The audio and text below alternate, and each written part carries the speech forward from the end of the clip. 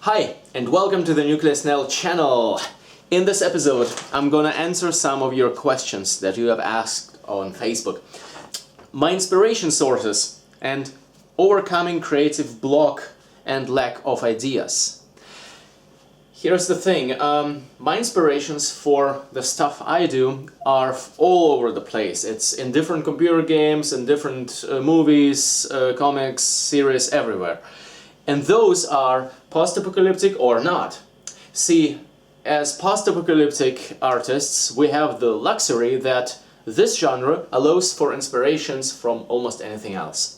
So when you're out of ideas, when you're searching on the net for inspirations for your post-apocalyptic costume, you're probably punching a post-apocalyptic costume. And there is a lot of cool stuff there, but don't stop just there. Go beyond. Look for all sorts of costumes. For example, if you're working on a heavy armored post-apocalyptic character, then try punching in medieval knight. Then you will see a lot of inspirations of medieval knights. And there you might find some color schemes or some forms that you might want to recreate with your own post-apocalyptic twist to them. Or you might literally even take a piece of medieval armor, grunge that up and incorporate it into your post-apocalyptic costume. I've seen that done before. Or search for post-apocalyptic samurai. You might think, what a crazy combination, but a lot of people have done that already, and that's fine, because it is a cool combination. So don't be afraid to look for inspirations that are not labeled by someone as post-apocalyptic already. You're making your own costume, so don't limit yourself to what someone else said is or isn't post-apocalyptic or whatever else.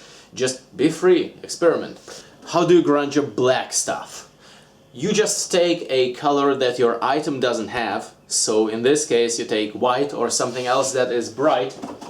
Basically just take paint of that color and you smear it all over. Simple as that. So whatever color it is that your item has, you just take a paint that is not that color. Very simple. If you're working with textiles, with fabrics, then use fabric paint, because that is opaque enough and it's literally designed to go onto fabrics and to stay in fabrics. I get a lot of variations of this, like how to distress shoes, how to grunge up this kind of jacket, that kind of jacket, guns, props, how to grunge up your mom. Basically this first video I made about permanent post-apocalyptic grunge effects, that applies to everything. You just take some paint and you smear it on stuff, and then you also take some dust and smear it on stuff and fixate it with some clear spray paint. That will work on anything, really. The most people overthink and overestimate how much effort it actually is. And you're like, whoa, grunging up, that's like so important. Neither will it make your outfit look good if it otherwise looks shit, nor is it difficult or complicated or something. You just have to not be afraid to break the thing that you're working on. Just be free, just experiment with it, just have fun with it. Don't overthink the grunging process, okay? Alright, next one. If the post-apocalypse / post-apocalyptic LARP is seen differently from country to country. Now, first of all, wastelanders all around the globe are rather similar, right? We are into the same thing, so we kind of have similar mindsets. People around the globe who are into this thing, I see it as one big tribe, right? That said, of course, there are differences. Aesthetic differences in costume creation, as well as differences in LARP. Now, in costume creation, it's quite simple. If you look at American designs, there are, I think, 500% more football pads in use, because football is an American game, right? So that makes sense. If you look to Scandinavian designs, they do have a lot of Viking inspiration. And guess why? If you look into Russian designs, well, lots of it looks like Stalker or Metro. You see a pattern there. So, of course, people of each country are gonna take what is known to them and incorporate it into their post-apocalyptic designs. So those are the visual differences in costumes. And as for LARP differences, I can only speak about German and Polish LARPs, because that's the two countries I've been to LARP to.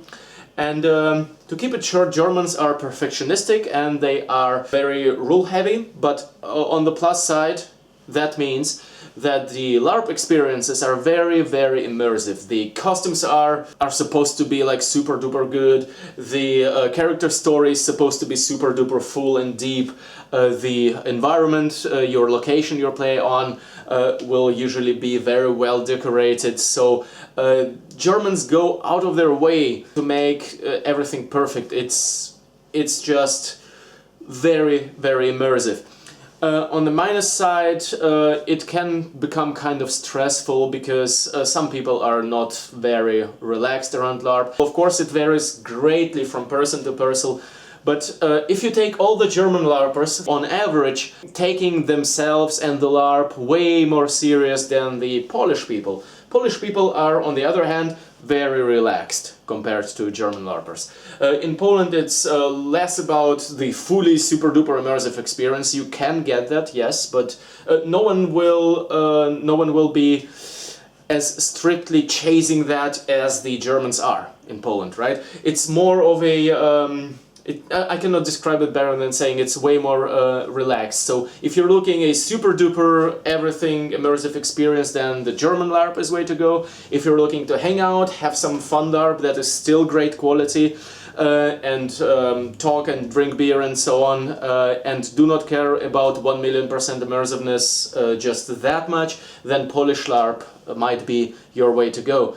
Both are great experiences and I recommend visiting both, and I'm looking forward to visiting some Danish and British LARPs and hopefully American LARP too one day. Dystopia Rising, I'm talking about you. I really wonder what it's like on Dystopia Rising. I've never been there. I really wonder how it is on an American LARP. Same as Wasteland Weekend, which is not LARP, but looking forward to getting there one day too. Alright, next one. Jeff Abbott is asking, my questions are all about attaching pieces over clothing, belts, buckles, harnesses. What seems to be the most reliable? I don't know, depends on your belt or harness or buckle. It sucks having shit fall off or rip through, and one can only zip tie so much goddamn stuff to his legs. Well, to begin with, I have said in one video that I personally prefer not having stuff on my legs in the first place, because when I run it sways around, it's not really very comfortable for me. I prefer carrying it on my belly, in a large belly pack. I think that your problem is that stuff that you connect falls apart. The stuff you carry your other stuff in, right? So I made a video called Screw Sewing, about using screws with large washers to connect stuff. So watch that video, and that said, however sturdy your connector might be, even if it's made of metal, such as screws and washers, if your base layer to which it is attached is like thin jersey fabric like this here, it will eventually rip through that, obviously. It is not going to happen with thick army vest like this. It's multiple layers of sturdy Cordura fabric, some Velcro and so on. I think it's like 5 layers inside. And here is some armor piece on it attached with a screw. Like, if I ripped on it, I'm not sure I could rip it out, actually. I didn't try, but it's very sturdy. So the moral of the story here is any chain is as strong as its weakest link. So just make sure that the materials you're using are sturdy as hell, all of them, all of those in your assembly. Then you will have easier time having some sturdy gear. Next, Urban Wastelands, Urban Exploring and Lost Places page from Facebook is asking 2 questions. First, why are so huge gaps between your video releases? And have you ever thought about mixing Urban Exploring and Wasteland gear? As for the first one, you might have noticed that after I initially started my channel, there was at some point about a year of silence, and I only restarted doing these videos at all thanks to my Patreon supporters. So all of that has to do with the fact that creating a video, those of you who didn't do any YouTube stuff won't know that, but trust me, creating a quality video takes a lot of time and a lot of energy. And those are things that I cannot always afford investing into it. because I have bills to pay. But since my Patreon supporters are supporting me on Patreon, now I'm able again to make those videos for around a year now, and that's cool. So, long story short, if you want more videos, then support me on Patreon. The link is in the first one in the video description. And the second question about urban exploring and wasteland gear. To keep it short, I would go urban exploring with gear like in The Division, probably, something that is practical and looks cool at the same time, or maybe something that looks like from Stalker, or basically something that just looks like the stuff I run in every day, in my everyday life, because what I look like in everyday life is a mix of a bomb and a post-apocalyptic character. So something like this, yes, absolutely. I would not go urban exploring in something that is like, you know, more fantasy-ish wasteland gear, something that is has a lot of rust and a lot of decorations and is heavy and has a lot of uncomfortable stuff on it, because that's just not comfortable. Alright, and someone is asking about how I make photos of my costumes, and I cannot explain that in one video, but I will show you one trick. So I was talking about using your compact flash and flashing the ceiling. So that's what you do.